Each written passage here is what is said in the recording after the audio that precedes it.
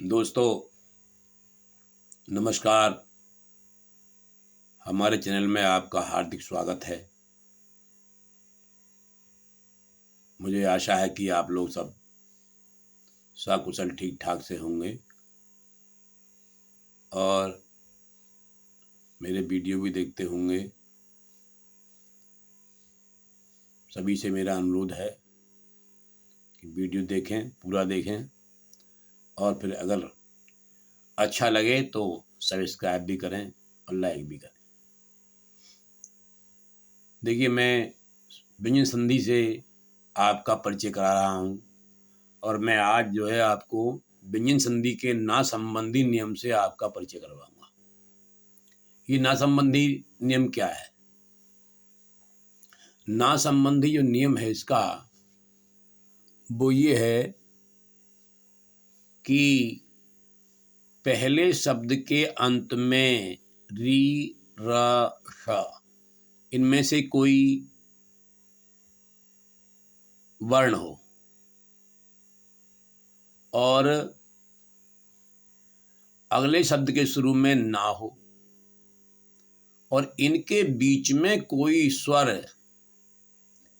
या कावर का या पावर का कोई वर्ण आ जाए, अनुस्वार आ जाए या वाह हा इनमें से कोई आ जाए बीच में, तो ना का परिवर्तन णा के रूप में हो जाता है।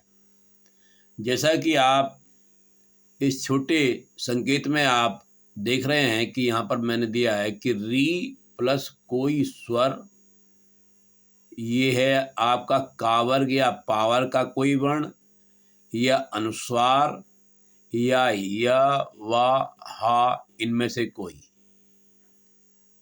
और फिर यहाँ पर आपका ये ना हो, इस जगह पर अगर ना है तो इस ना का ळा हो जाता है। इसी प्रकार से अगले संकेत में भी यही है कि यहाँ भी वही स्थिति है, बस यहाँ जो है रा बदला गया है। रा के स्थान पर रा के साथ में जो क्रिया हुई है उसके बारे में वही कोई स्वर हो रा के साथ में, कावर का पावर का कोई वर्ण हो, अनुस्वार हो या वा हा इनमें से कोई हो और फिर ना हो, तो ऐसी स्थिति में भी ना का अड़ा हो जाता है। तीसरी स्थिति है हमारी, ये जो हमारा शाह है इसकी स्थिति है कि अगर पहले शब्द के अंत में अगर ये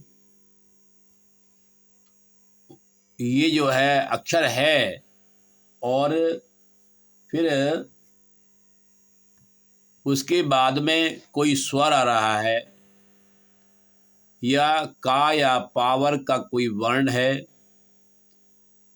या अनुस्वार है या वा हा इनमें से कोई अक्षर है, तो ना का परिवर्तन णा में हो जाता है। अभी आप इसके उदाहरण देखेंगे। आप उदाहरण में मैंने स्पष्ट किया है। देखिए यहाँ पर भर प्लस अन बराबर भरण, तो भर प्लस अन यहाँ देखिएगा, देखेंगे आप कि भर है, फिर ये ना से पहले आ है, यानी रा और ना के बीच में आ ये आया और मैंने 3 भाग करके अलग किया है इसको। तो इस प्रकार से ये ना का परिवर्तन णा में हुआ तो ये भरण हो गया। उसी प्रकार से ये उदाहरण है परि प्लस मान, तो यहाँ पर परि और प्लस माँ आ गया बीच में इसके और फिर ना आ गया, तो ऐसी स्थिति में भी ना का परिवर्तन णा के रूप में हो जाएगा और ये शब्द बन जाता है परिमाण। अगले उदाहरण में देखिएगा आप, ये भूष और ये अन, तो यहाँ शा और आ के ना के बीच में यहाँ भी आ आपको दिखाई दे रहा है और इसी नियम के अनुसार इस ना का परिवर्तन भी णा के रूप में हो जाता है और ये शब्द बन जाता है भूषण।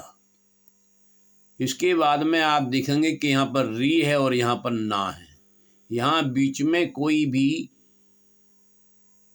हमें अक्षर दिखाई नहीं पड़ रहा है, इसलिए ये सीधा सीधा ऋण हो जाएगा। अगले उदाहरण में आप देखेंगे कि राम प्लस अयन बराबर रामायण। तो यहाँ पर देखिए राम और इसके बीच में आय आ गया, ये और या, और फिर इसके बाद में ना है, तो जब इसको संधि किया तो ये बन गया रामायण। इसके बाद में एक उदाहरण और है प्र प्लस माण। अब प्र में हम पा को रा को अलग करते हैं तो रा के और ना के बीच में माँ आ जाता है और इससे जो शब्द बनता है वो बनता है प्रमाण। तो ये जो है मैंने आपको इसके उदाहरण बताए और आपको इसके बारे में जानकारी आपको दी कि इसका व्यंजन संधि का ना संबंधी नियम क्या होता है। अब यहाँ आप देखेंगे ये कुछ प्रश्न हैं, इस प्रकार से प्रश्न आते हैं। मैंने एक ऐसा मानिए कि एग्जाम्पल के आधार पर मैंने ये प्रश्न दिए, उदाहरण के आधार पर समझिए इनको। तो राम प्लस आयन बराबर रामायण में कौन सी संधि है? तो इसमें कौन सी संधि होगी भाई? ये हम जो संधियाँ पढ़ रहे हैं इस समय हम व्यंजन संधि का ही अध्ययन कर रहे हैं। तो यहाँ पर जो हमारी ये संधि होगी वो व्यंजन संधि ही होगी, यही संधि होगी इसकी व्यंजन संधि। तो इसका जो सही उत्तर है वो व्यंजन संधि है। और इसके बाद में आप देखेंगे अगला जो प्रश्न है वो प्रश्न हमारा है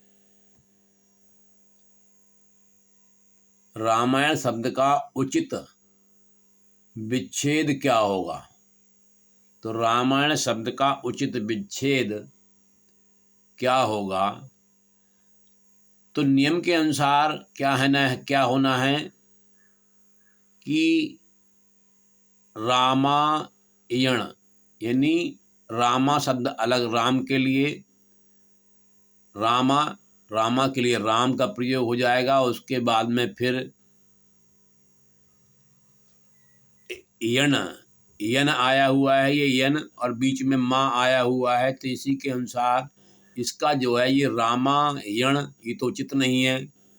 यहाँ पर रामा आयन ये भी उचित नहीं है क्योंकि ये रामा शब्द बन जाता है यहाँ पर राम प्लस आयन ये उचित है। और यहाँ पर आप देखेंगे कि राम के बीच में रा के बीच में आ भी है, माँ भी है, आ और क्या है यन अन भी है, आह भी है।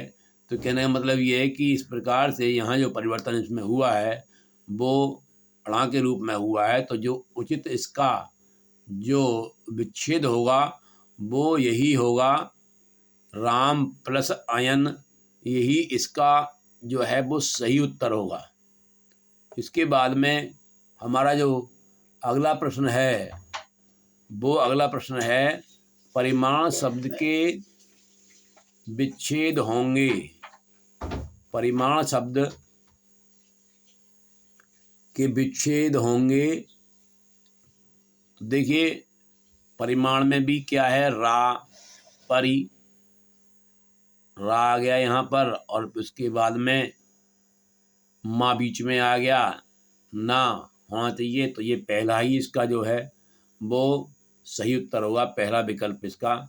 तो इस प्रकार से ये आप समझ गए होंगे कि ये जो व्यंजन संधि का ना संबंधी नियम है ये किस प्रकार से लागू होता है, किस प्रकार से कार्य करता है।